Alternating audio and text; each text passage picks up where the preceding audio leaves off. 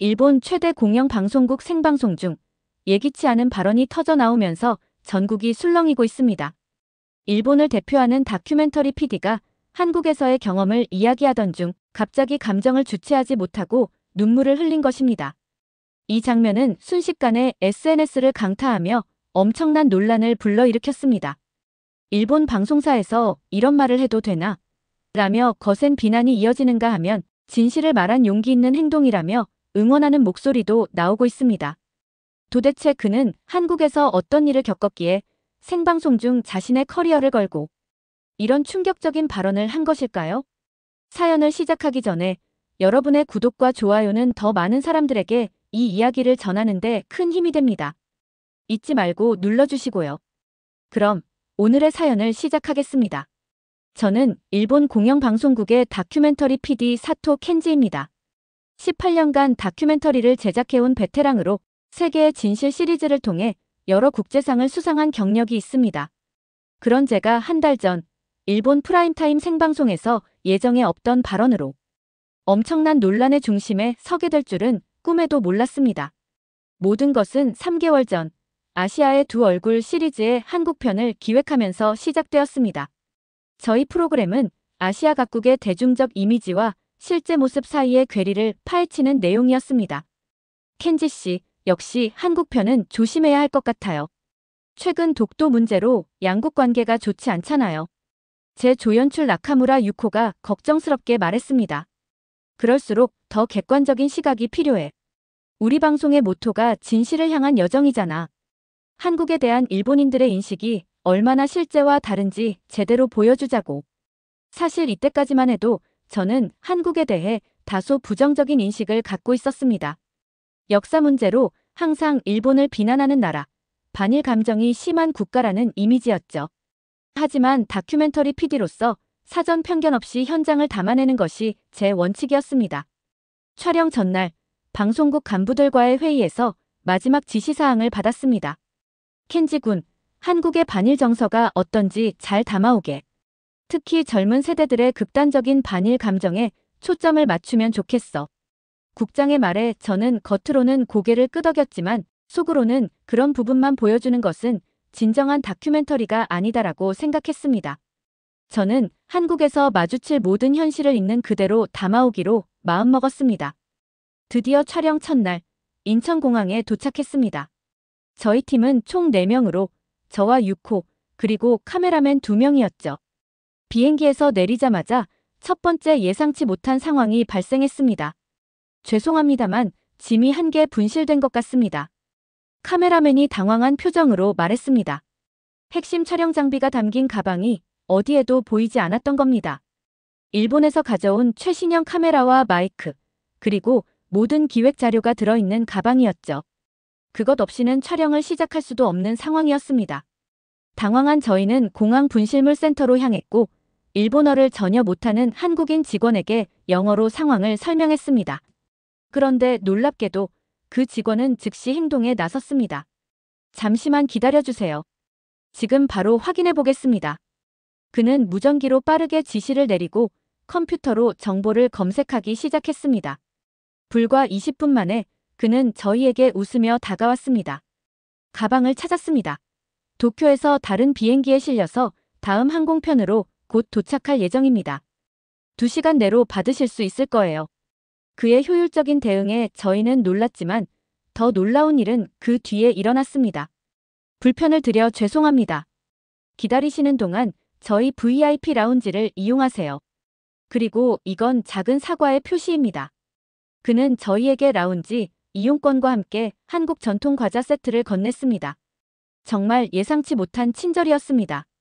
일본에서 이런 상황이 발생했다면 기계적인 대응과 형식적인 사과만 받았을 텐데 말이죠. 일본 사람들은 한국인이 불친절하다고 생각하는데 첫 경험부터 정반대네요. 유코가 놀란 표정으로 말했습니다. 저도 동의할 수밖에 없었습니다. 인천공항에서의 첫 경험은 저희의 예상을 완전히 뒤엎었습니다. 짐을 찾은 후 저희는 서울 시내로 향했습니다. 첫날은 주로 명동, 광화문 같은 번화가를 촬영하며 기본적인 영상을 담았습니다. 그런데 두 번째 날 정말 잊지 못할 사건이 발생했습니다. 그날 저희는 한국의 반일 감정을 취재하기 위해 서울의 한 대학교를 방문했습니다. 계획은 학생들에게 일본에 대한 생각을 물어보고 역사 문제에 대한 견해를 들어보는 것이었죠. 하지만 캠퍼스에 도착하자마자 저희를 기다리고 있던 충격적인 광경을 목격했습니다. 10여 명의 대학생들이 환영합니다. 플래카드를 들고 저희를 맞이했던 겁니다.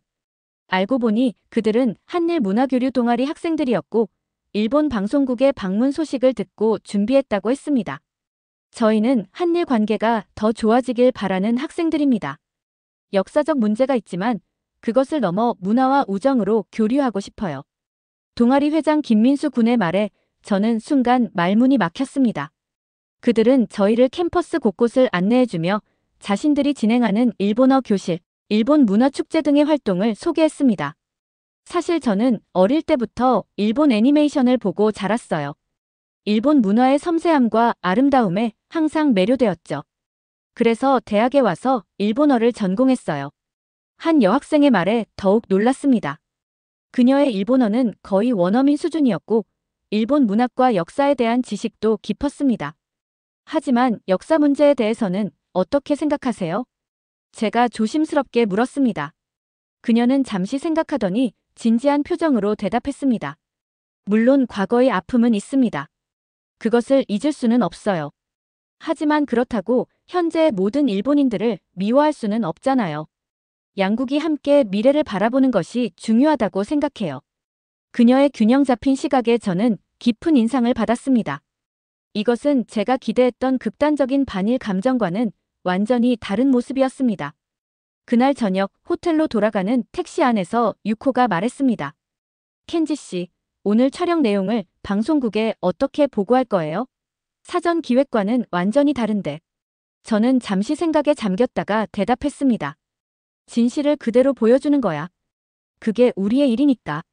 하지만 마음 한편으로는 방송국의 반응이 걱정되기도 했습니다.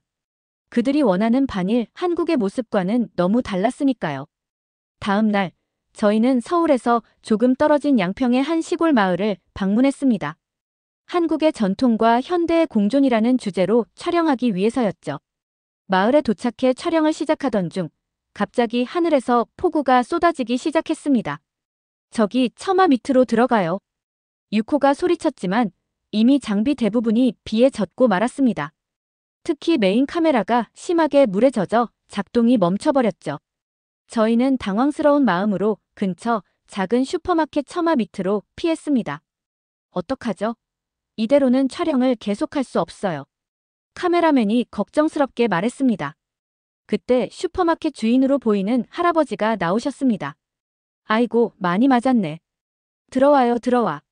할아버지는 저희를 가게 안으로 초대했습니다.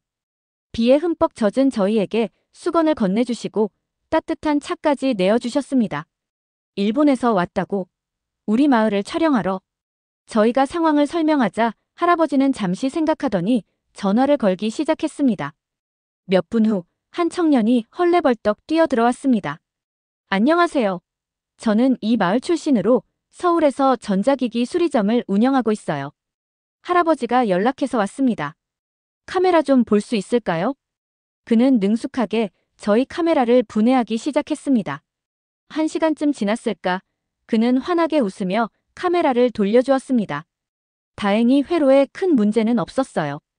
물기만 완전히 제거하면 괜찮을 겁니다. 테스트해보세요. 놀랍게도 카메라는 완벽하게 작동했습니다. 저희가 수리비를 지불하려 하자 그는 손사래를 쳤습니다. 괜찮아요. 우리 마을을 세계에 알릴 좋은 영상 만들어주세요. 그게 더 값진 보답이에요. 그의 너그러운 마음에 저희는 감동했습니다. 하지만 더 놀라운 일은 그 후에 일어났습니다. 비가 그치려면 시간이 좀 걸릴 것 같은데 우리 집에서 점심이나 드시고 가세요. 마침 며느리가 김치찌개를 끓였는데 아주 맛있어요. 할아버지의 초대로 저희는 그의 집을 방문하게 되었습니다. 평범한 시골 가정집이었지만 그 안에서 경험한 따뜻함은 평생 잊지 못할 기억이 되었습니다. 식탁에 둘러앉아 한국 전통 음식을 맛보는 동안 할아버지는 자신의 이야기를 들려주었습니다. 사실 나는 젊었을 때 일본에 대해 좋지 않은 감정이 있었어. 우리 아버지 세대의 고통을 알고 있었으니까. 하지만 내 아들이 일본 유학을 가겠다고 했을 때 나는 그를 말리지 않았어. 세상은 변하고 우리도 변해야 하니까. 할아버지의 아들은 현재 도쿄에서 IT 회사를 운영하고 있다고 했습니다. 할아버지는 일본에서 찍은 가족 사진을 자랑스럽게 보여주었습니다. 사람은 사람이야. 국적이 중요한 게 아니라 어떤 마음을 가졌느냐가 중요한 거지. 그 말은 제 마음 깊숙이 와닿았습니다.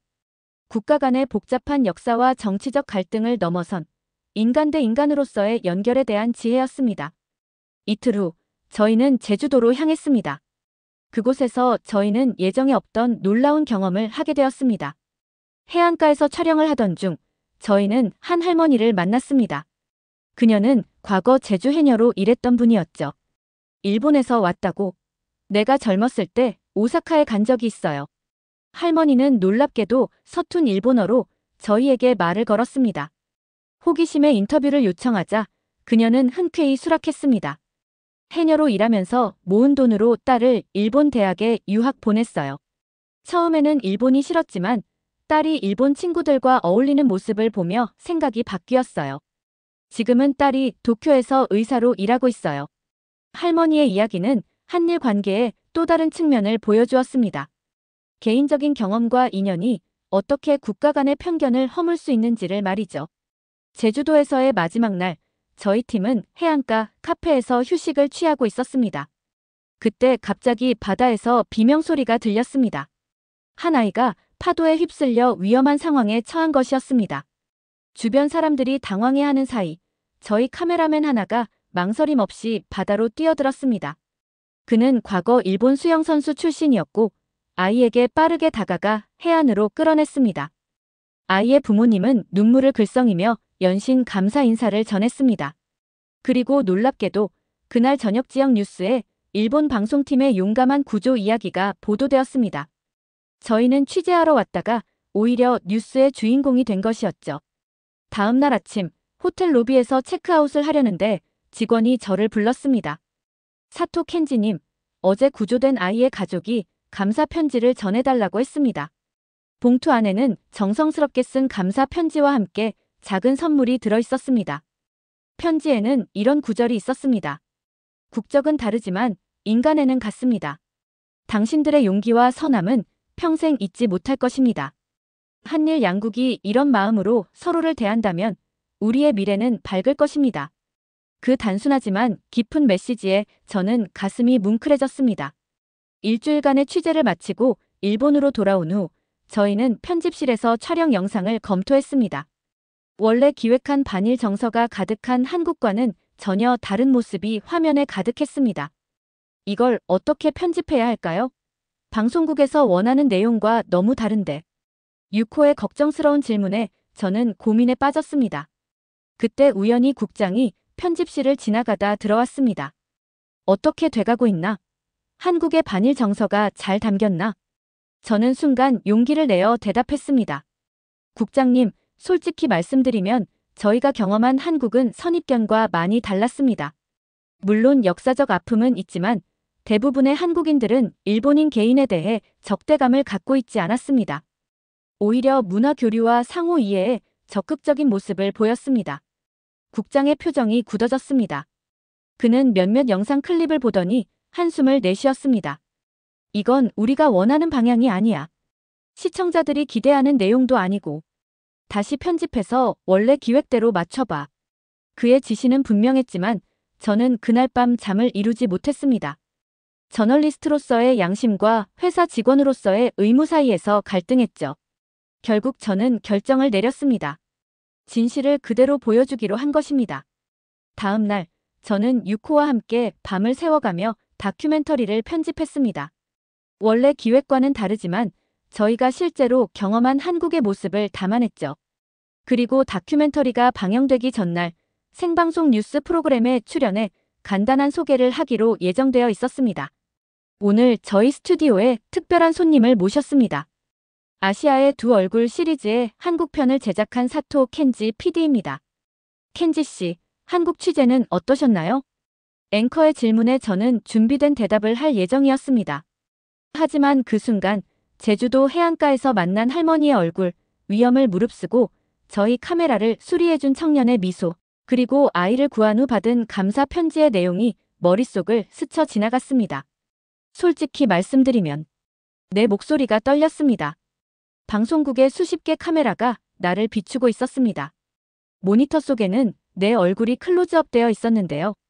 나는 분명 대본을 읽고 있었는데 입 밖으로 나오는 말은 전혀 예상하지 못한 것들이었습니다. 스튜디오는 순간 조용해졌습니다. 사전에 준비된 멘트가 아니었기 때문이었는데요. 스태프들은 당황한 표정으로 나를 바라보고 있었습니다. 저는 한국에 대한 많은 편견을 가지고 있었습니다. 반일 감정이 가득한 나라, 역사 문제로 일본을 늘 비난하는 나라라고 생각했었는데요. 하지만 7일간의 취재로 제 생각은 완전히 바뀌었습니다. 내 목소리는 점점 감정적으로 변해갔습니다. 눈가에 이슬이 맺혀 있었는데요. 나는 잠시 숨을 고르려 했지만 이미 감정이 차오르고 있었습니다. 물론 양국 간에는 해결해야 할 역사적 문제가 있습니다. 그것을 부정하는 것은 아니었는데요. 하지만 대부분의 한국인들은 일본인 개인을 미워하지 않았습니다. 오히려 문화 교류와 상호 이해에 열려 있었는데요. 이것이 제가 경험한 진짜 한국의 모습이었습니다. 그 순간 내 머릿속에는 제주도의 그 장면이 떠올랐습니다. 바다에 빠진 아이를 구조했던 날, 그리고 그 아이의 부모님이 보내온 편지. 어느 날 저희는 제주도에서 한 아이가 바다에 빠진 것을 보고 구조했었습니다. 그 아이의 부모님이 보내온 편지에는 이런 말이 있었습니다. 국적은 다르지만 인간에는 같습니다. 그 말이 제 마음에 깊이 와닿았는데요. 내 가슴이 벅차올랐습니다. 이제 내 눈에서는 눈물이 흘러내리고 있었습니다. 하지만 멈출 수가 없었는데요. 우리 미디어는 종종 갈등과 분쟁만을 강조합니다. 그것이 더 자극적이고 시청률이 높기 때문인데요. 하지만 그 이면에 있는 평범한 사람들의 따뜻한 교류와 이해는 조명받지 못하고 있었습니다. 저는 다큐멘터리 PD로서 이런 진실을 전하는 것이 제 의무라고 생각했었는데요. 끝내 저는 생방송 중에 울음을 터뜨리고 말았습니다.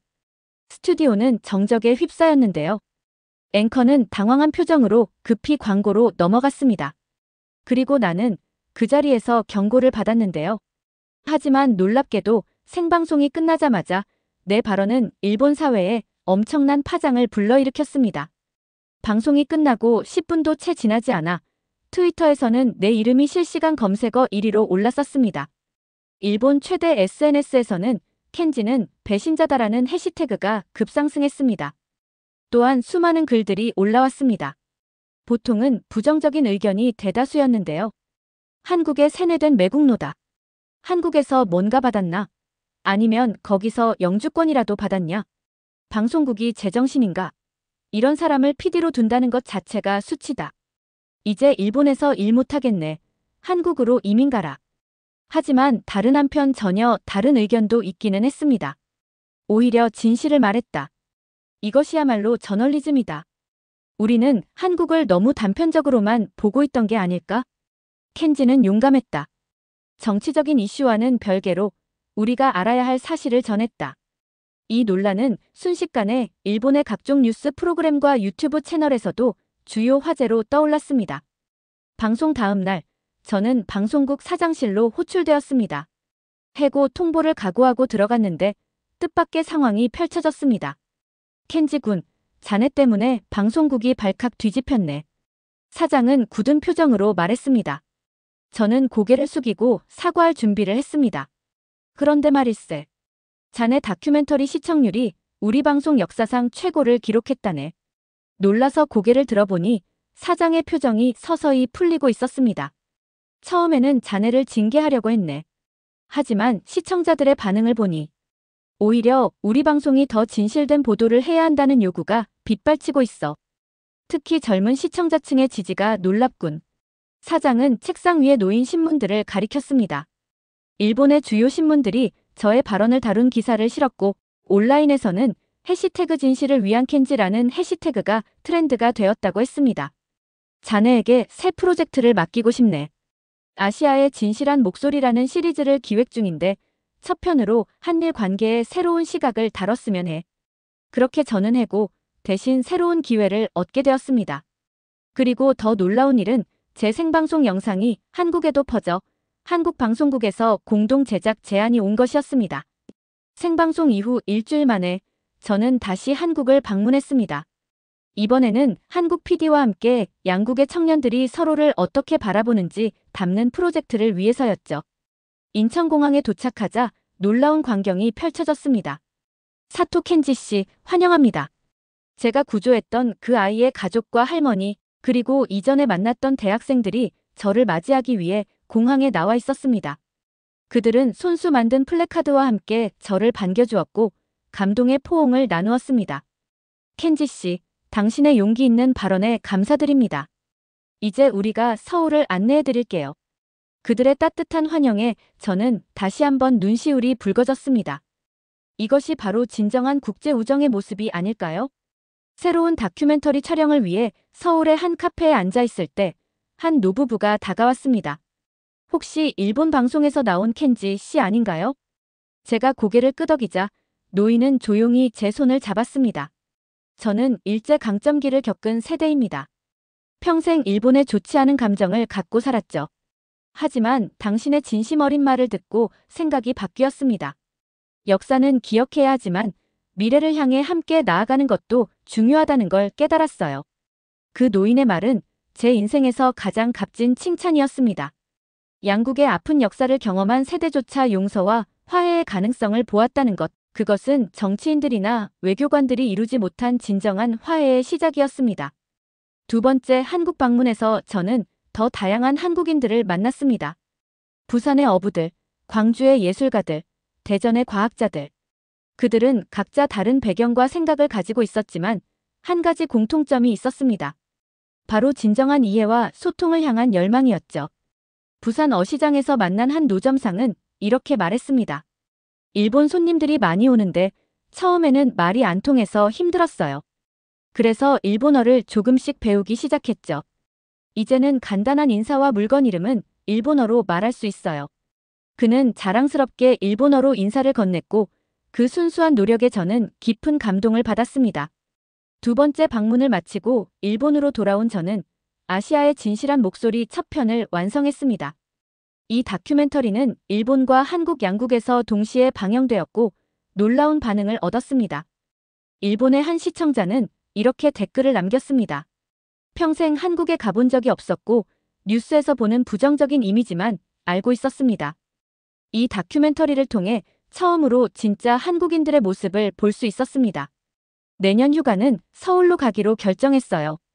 한국의 시청자도 비슷한 반응을 보였습니다. 일본은 항상 사과하지 않는 나라로만 생각했는데 많은 일본인들이 역사를 인정하고 더 나은 관계를 원한다는 사실을 알게 됐습니다. 켄지 씨 같은 분들이 더 많아지길 바랍니다. 이제 저는 매달 한국을 방문하고 있습니다. 아시아의 진실한 목소리 시리즈는 한국을 넘어 중국, 대만, 베트남 등 아시아 여러 국가로 확장되었고 각국의 시청자들에게 새로운 시각을 제공하고 있습니다. 가장 뿌듯한 성과는 제 다큐멘터리를 본 일본 청소년들이 한국 청소년들과 교류 프로그램을 자발적으로 시작했다는 소식이었습니다.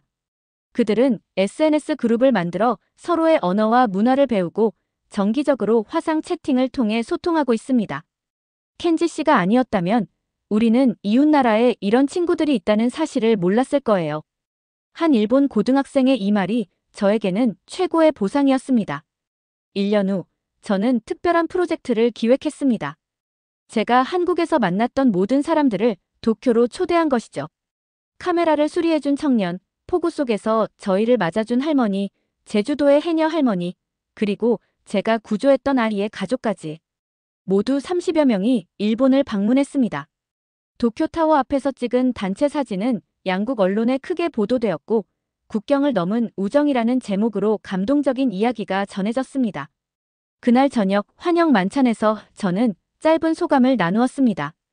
1년 전 저는 단지 다큐멘터리를 찍기 위해 한국을 방문했습니다. 하지만 그곳에서 저는 단순한 영상 이상의 것을 얻었습니다. 바로 진정한 우정과 이해의 가치를 배운 것이죠.